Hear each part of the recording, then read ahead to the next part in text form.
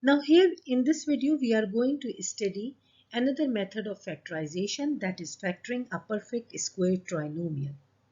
For that purpose, the first thing is to memorize the two rules, that is a plus b whole square equals to a square plus 2ab plus b square, and the other rule a minus b whole square equals to a square minus 2ab plus b square. How we will derive this formula? We will derive this formula in the other videos, but right now we will just solve the questions by using these rules.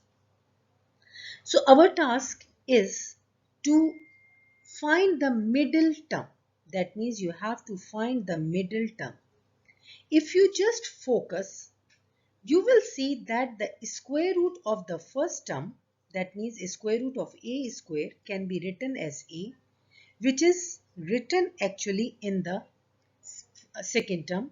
Similarly, the square root of the last term, b square, is equals to b, which is also written in the second term.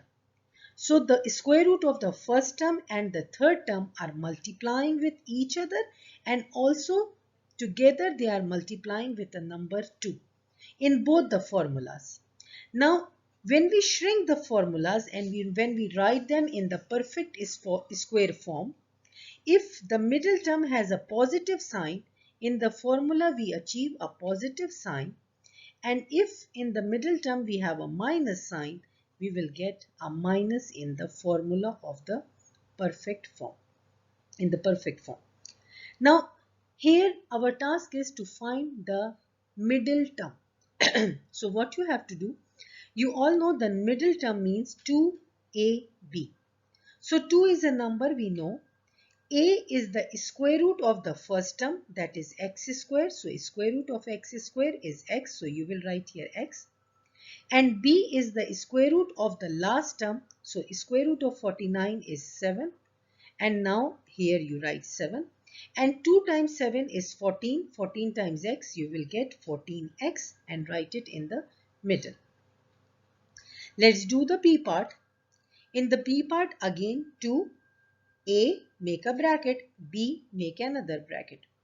In place of A, you will write the square root of the x square, that is x. And now take the square root of the B square, that means 4, equals to 2. So here, now 2 times 2 is 4, and then there is an x. Now try the third part, C part. Here 2, then A, and then B. Square root of x square is x, and square root of 121 is 11. So 2 times 11, you will get 22x in the middle. Now let's do the fourth part quickly. So here 2, square root of x square is x, and square root of 289 is 17. So 2 times 17, you will get 34x. Let's try out quickly the other question. Let's move one more step. So here it's already written. You have to write it in the perfect square form. So how to write it in the perfect square form? See, square root of x square is x. So you write in the perfect square the first term as x. The middle term has a negative sign. So you put the negative sign. And now square root of the last term is 5. So just write over here 5. Let's do the second part and we will see how to do it. Yani find the middle term and then write in the perfect square form. Don't forget to put the square on the overall bracket. Okay, so the square root of x square is x. The square root of 36 is 6. So what is in the middle term? So 2, in the middle term x, and here 6. So 2 times 6 will be 12x. So here we have to write it in the perfect square form. So the square root of x square is x. Square root of 36 is 6. And in the middle, and the middle term has negative sign. So write it negative and whole square. So solve the C part. So here you have 2a and b. So square root of x square is x. Square root of 64 is 8. So 2 times 8 is 16x. Write it in the perfect square form. Make a bracket, put the square overall. The square root of the first term is x. The square root of the last term is 8. And the middle term has positive sign. So you put here plus. Now the last part. So square root of x square is x. Square root of 225 is 15. Where we have 2a and b. So 2x times 15. So 2 times 15 you will get 30x. Shrink them or write them in the perfect square form.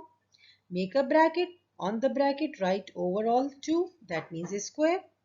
The first term, the square root of the first term is x.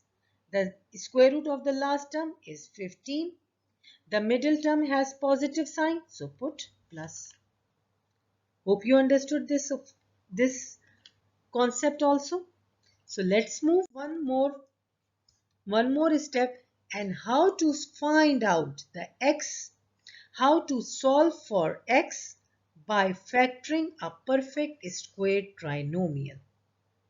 So the first thing is, whenever you see, okay, how to analyze. If you see that this equation, the square root of the first term x, the square root of the last term 5, and they are matching with the middle term by using the concept of 2ab. That means 2 in place of x we are writing x, in place of b we are writing 5, though, which will gives us 10x. Yes, it is meeting the criteria of perfect square. We write it in the perfect square form. So the square root of the first term is x, square root of the last term is 5. The middle term has a negative sign. Now after the equation equals 0 is written. So the question is how to solve, means solve for x. You have to find the roots. What you will do, you will take the square on both sides.